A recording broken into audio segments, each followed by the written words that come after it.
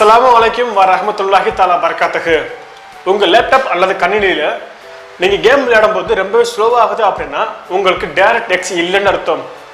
Direct எக்ஸா? Direct எக்ஸ்னா என்ன? அது எதுக்கு பயன்படுது? அது எப்படி பயன்படுத்துறது? அது எங்கேருந்து போய் டவுன்லோட் பண்ணுறது அப்படின்னு நீங்கள் கேட்டிங்கன்னா இந்த வீடியோவை நீங்கள் தொடர்ந்து பாருங்கள்.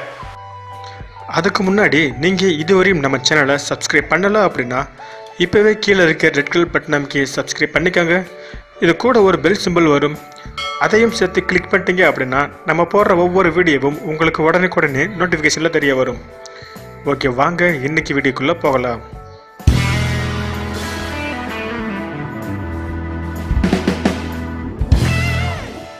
உங்கள் லேப்டாப் அல்லது கம்ப்யூட்டரில் ஸ்லோவாக கேம் விளையாடுறதுக்கான காரணம் என்ன அப்படின்னா, அதை பார்க்கறதுக்கு முன்னாடி நம்ம ஒரு சில விஷயங்களை பார்க்க வேண்டியிருக்குது. அதாவது நம்ம ஃபர்ஸ்ட் வந்த கம்ப்யூட்டரை பார்க்கும்போது, நம்ம ஒரு 10-15 வருஷத்துக்கு முன்னாடி இருந்த கம்ப்யூட்டர் பார்க்கும்போது அதெல்லாம் சிங்கிள் டாஸ்கிங் கம்ப்யூட்டர் சொல்லுவாங்க.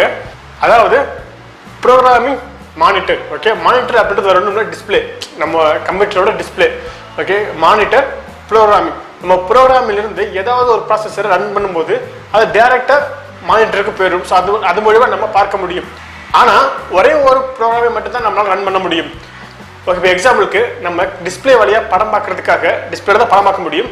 ஸோ டிஸ்பிளேல படம் பார்க்கறதுக்காக நம்ம ப்ரோக்ராம் பண்ணுவோம். அதாவது நம்ம ப்ரோக்ராம் மூலம் ஒரு விஎல்சியை ஓப்பன் பண்ணுவோம். ஸோ விஎல்சி மட்டும்தான் டிஸ்பிளே நமக்கு தெரிய வரும்.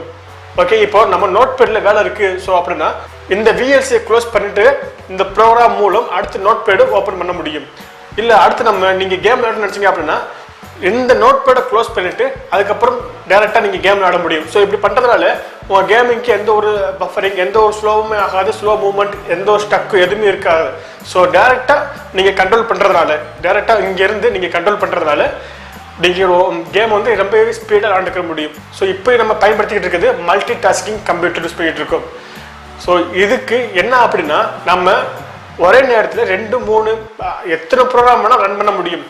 ப்ரோக்ராமிங் இருக்குது, டிஸ்பிளே இருக்குது. ஸோ டிஸ்பிளேல நம்ம இப்போ படம் பார்க்கறதுக்காக விஎல்சி ஓப்பன் பண்ணுறோம். ஸோ விஎல்சி வந்து ப்ரோக்ராம் வந்து டைரெக்டாக மானிட்டருக்கு வராது. அதுக்கு பதில் ப்ரோக்ராம்லேருந்து ஏபிஐன்னு சொல்லக்கூடிய ஒரு ப்ராசஸருக்கு போயிட்டு தான் அடுத்து மானிட்டருக்கு வரும். ஏபிஐ அப்படின்றது அப்ளிகேஷன் ப்ரோக்ராமிங் இன்டர்ஃபேஸ். ஸோ நீங்கள் ஏதாவது ப்ரோக்ராம் பண்ணீங்க அப்படின்னா, அதாவது நீங்கள் விஎல்சி ஓப்பன் பண்ணணும் அப்படின்னா டைரெக்டாக விஎல்சி ஓப்பன் பண்ணுவீங்க. அந்த விஎல்சி ப்ரோக்ராமிங்க்கு போயிட்டு அதுக்கப்புறம் மானிட்டருக்கு வரும். ஸோ மானிட்டரில் நம்ம பார்க்கும்போது தெரியும், ஒரு ஓரத்தில் விஎல்சி ஓப்பன் ஆகும். அதே சமயத்தில் நம்ம அடுத்ததாக ஒரு நோட் பேட் ஓப்பன் பண்ணுறோம் அப்படின்னா நோட் பேட் இங்கே ஓப்பன் பண்ணுவோம். அது ப்ராசஸர் பண்ணி ஏபிஐக்கு போயிட்டு அதுக்கப்புறம் மானிட்டருக்கு வரும். ஸோ விஎல்சி ஓப்பன் ஆகிருக்கும், அது பக்கத்தில் இன்னொரு நோட் பேட் ஓப்பன் ஆகும்.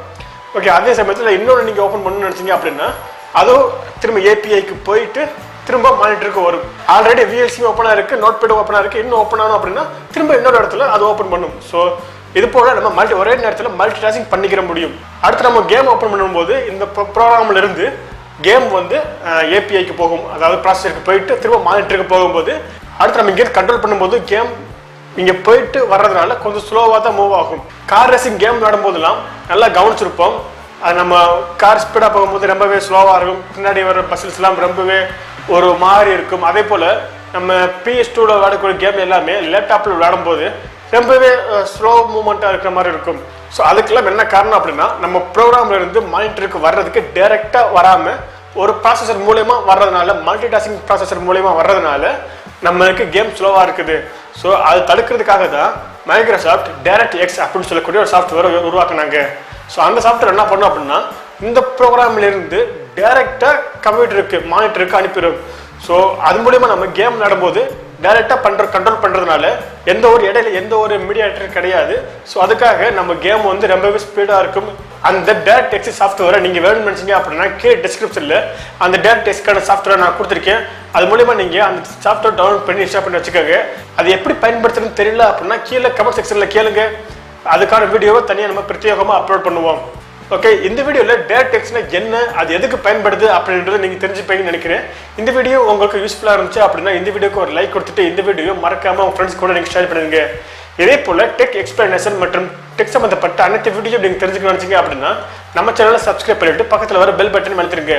என்ன நீங்கள் பர்சனலாக கான்டாக்ட் பண்ணணும்னு நினச்சிங்க அப்படின்னா கீழே என்னோட வாட்ஸ்அப், ஃபேஸ்புக், ட்விட்டர் லிங்க் கொடுத்துருக்கேன். அது மூலமா நீங்கள் என்ன பர்சனலாக கான்டாக்ட் பண்ணி பேசிக்கலாம். உங்களுக்கு வேற எதுவும் சந்தேகம் இருந்துச்சா அப்படின்னா அதை நீங்க கமெண்ட் செக்ஷன்ல கேளுங்க. அதுக்கான பதில கூடிய சீக்கிரம் நாங்கள் ரிப்ளை பண்ண தயாரா இருக்கிறோம். இதே போல மற்றொரு நல்ல வீடியோ சந்திக்கும் வரை உங்களிடமிருந்து விடைபெறுவது நான் உங்கள் அமீர். அஸ்ஸலாமு அலைக்கும் வரஹ்மத்துல்லாஹி தஆலா பரகாத்துஹு.